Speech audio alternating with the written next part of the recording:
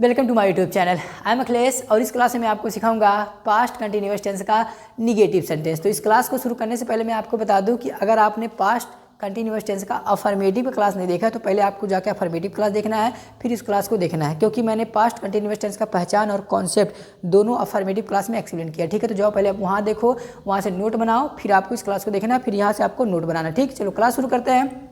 यहाँ पर मैं आपको थोड़ा सा पहचान बता देता हूँ कि इसके वाक्य के अंत में रहा था, रही थी, रहे थे आते हैं। ठीक है, जो पास्ट कंटिन्यूअस टेंस होगा उसके वाक्य के अंत में आपको हमेशा रहा था, रही थी, रहे थे। क्या रहा था, रही थी, रहे थे। तो पास्ट कंटिन्यूअस टेंस के वाक्य के अंत में आपको हमेशा रहा था, रही थी, रहे थे, तीनों में से कोई ना कोई शब्द आपको देखने को मिल जाएगा। ठीक, तो चलो हम लोग इस क्लास में सीखने वाले हैं बेटा निगेटिव सेंटेंस। क्या सीखेंगे? Negative sentence. निगेटिव सेंटेंस का मतलब नकारात्मक वाक्य, जिसमें हम नहीं शब्द का प्रयोग कर देते उसे कहते हैं नकारात्मक वाक्य कहते हैं। चलो देखो, अब मैंने यहाँ स्ट्रक्चर लिख के रखा है। निगेटिव सेंटेंस का हम ट्रांसलेट कैसे करेंगे, इंग्लिश कैसे लिखेंगे, इस स्ट्रक्चर के अनुसार लिखेंगे। सबसे पहले हम लिखेंगे सब्जेक्ट। सब्जेक्ट मतलब क्या? जो काम करेगा, जो काम करता है उसे सब्जेक्ट बोलते हैं। सब्जेक्ट लिखना है, सब्जेक्ट के अनुसार वाज या वर दोनों में से कोई एक लिख देना है। उसके बाद क्या लिख देना है? नॉट। नॉट लिख देना है। नॉट के बाद मीनों में आईजी लगा देना है। आईजी लगाने के बाद ऑब्जेक्ट होगा तो ऑब्जेक्ट लिख देना है। ठीक है, अब कहोगे सर वाज कब लगाएं, वर कब लगाएं? ये भी मैंने यहाँ लिख के रखा। देखो, वाज का प्रयोग हम तब करेंगे जब सब्जेक्ट हमारा आई, ही, सी, दो बार ही लिख दिया क्या, किसी यहाँ पे इट या किसी का नाम या फिर कोई और सिंगुलर सब्जेक्ट हो। जैसे तुम्हारे पापा आ रहे थे, तुम्हारे पापा सिंगुलर हुए ना, तो जैसे कि कोई भी सिंगुलर सब्जेक्ट हो, जैसे आई, ही, सी, इट या किसी का नाम या कोई और सिंगुलर सब्जेक्ट होगा तो क्या लगाना है? वाज लगाना है। और वर कब लगाना है? वी, यू, दे या फिर कोई और प्लूरल सब्जेक्ट, कोई और बहुवचन सब्जेक्ट के साथ आपको लगाना है वर लगाना। ठीक है, 3 एग्जाम्पल मैंने यहाँ लिख के रखा है ताकि यह स्ट्रक्चर आपको समझ में आए कि मैंने ट्रांसलेशन जो मैं कर रहा हूँ इसी क्रम में मैं कर रहा हूँ। ठीक है, पहला एग्जाम्पल देखो, यहाँ लिखा है वह बहाना नहीं बना रहा था। वह बहाना नहीं बना रहा था, तो काम कौन कर रहा था, काम कौन नहीं कर रहा था? सब्जेक्ट वही है यहाँ। तो वह के इंग्लिश क्या होता है? ही। देखो ही सब्जेक्ट है, तो ही सब्जेक्ट है, ही के साथ वर्ब क्या लगेगा? वाज लगाएं या वर लगाएं, कन्फ्यूजन होता है। तो देखो यहाँ मैंने इसे लिख के रखा है। देखो ही यहाँ लिखा ही, तो ही के साथ क्या लगेगा? वाज। तो ही वाज, तो सब्जेक्ट हो गया, हेल्पिंग ऑफ हो गया, मतलब हेल्पिंग ऑफ दोनों में से कोई एक हो गया। अब क्या लगाना है? नॉट। तो नॉट लगा दो। नॉट के बाद क्या लिखना है? मीन में आएंगे। बहाना बनाने को बोलते हैं मेकिंग एक्सक्यूज। मेकिंग मतलब बनाना, बहाने को इंग्लिश में क्या बोलते हैं? Object excuse. देखो उसी क्रम में मैंने लिखा, सब्जेक्ट लिखा हेल्पिंग ऑफ नॉट, मीन में आएंगे, ऑब्जेक्ट लिख दिया, तो बन गया सेंटेंस।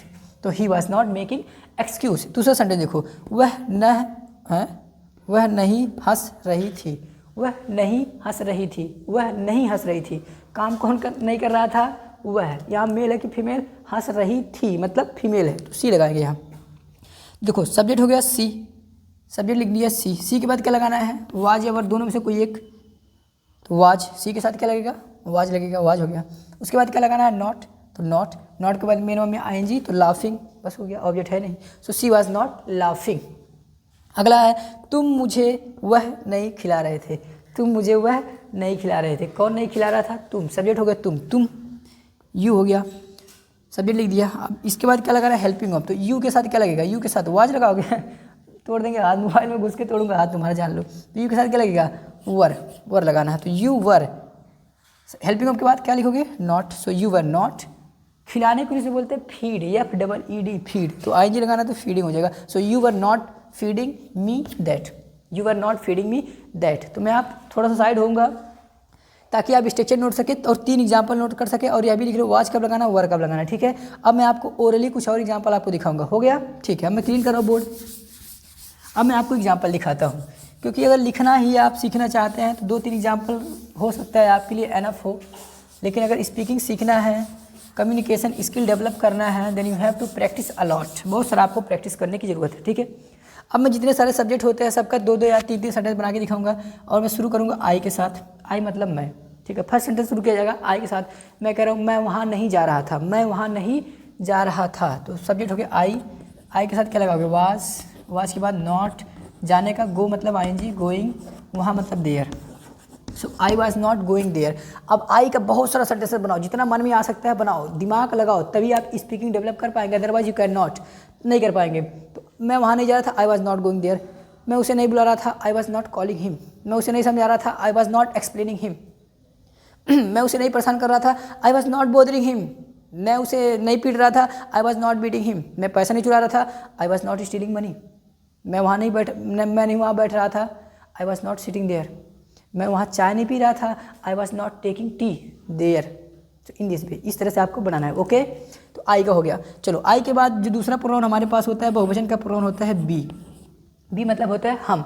अब हम का सेंटेंस बनाते हैं। मैं कह रहा हूँ हम उससे सवाल नहीं पूछ रहे थे, हम उससे सवाल नहीं पूछ रहे थे। सो वी सब्जेक्ट हो गया, क्या लगाओगे, वर।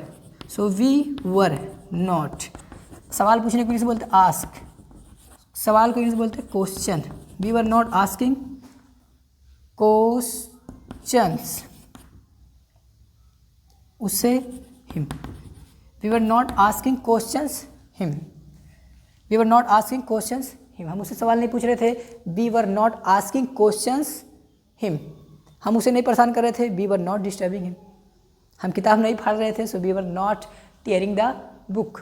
हम कपड़ा नहीं बेच रहे थे। So we were not selling the clothes. हम खिलौना नहीं बेच रहे थे। We were not selling the toys. हम फल नहीं बेच रहे थे। We were not selling the fruits. हम गड्ढा नहीं खोद रहे थे। So we were not digging the ditch. We were not digging the ditch. In this way आपको इसका भी प्रैक्टिस करना है, ठीक है। चलो इसके बाद जो प्रोनाउन आता है तीसरे नंबर का सेकंड पर्सन का प्रोनाउन होता है यू। यू का हिंदी आप या तुम। मैं कह रहा हूँ तुम वहाँ नहीं सो रहे थे, तुम वहाँ नहीं सो रहे थे। तो यू वर नॉट, सोने के लिए स्लीप, आइए लगाओगे स्लीपिंग हो जाएगा। You were not sleeping there. तुम वहाँ नहीं सो रहे थे। You were not sleeping there. You were not sleeping there. तुम फुटबॉल नहीं खेल रहे थे। You were not playing football. तुम खाना नहीं पका रहे थे। You were not cooking food. तुम साइकिल नहीं चला रहे थे। You were not riding the cycle. तुम घोड़ा नहीं चला रहे थे। You were not riding the horse. तुम गाड़ी नहीं चला रहे थे, चरपहिया। You were not riding the car. तुम सब्जी नहीं पका रहे थे। You were not cooking the vegetable. तुम मिठाई नहीं खा रहे थे। You were not having the sweet. इस तरह से आपको बनाना है, ठीक बेटा।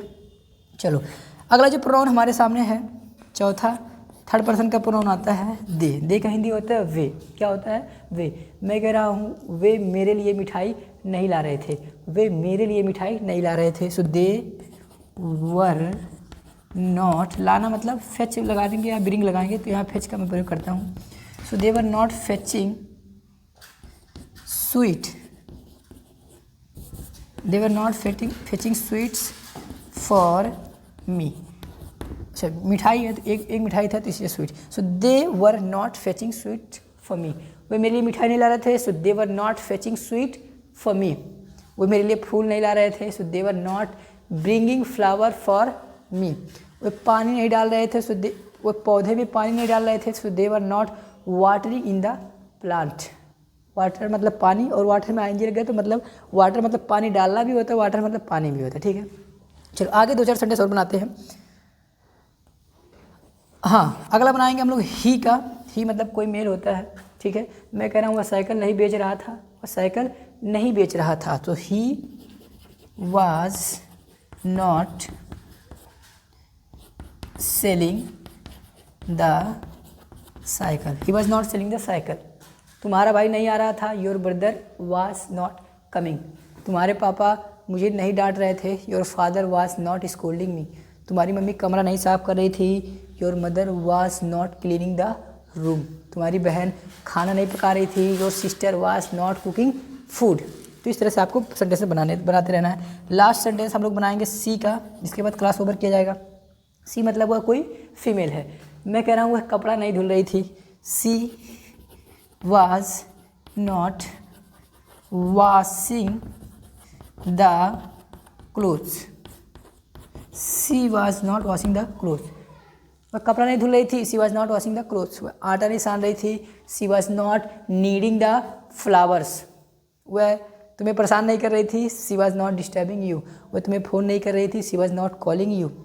वह तुम्हें नहीं बुला रही थी। She was not calling you. Phone करना भी और बुलाना दोनों के लिए कॉल का प्रयोग होता है। वह तुम्हें नहीं ढूंढ रही थी। So she was not looking for you, या she is not searching you, ठीक है।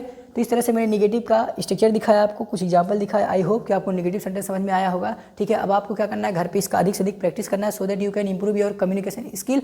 इस वीडियो में बस हम लोग इतना सीखेंगे। अब हम लोग मिलेंगे नेक्स्ट वीडियो में नेक्स्ट टॉपिक के साथ। तब तक के अपना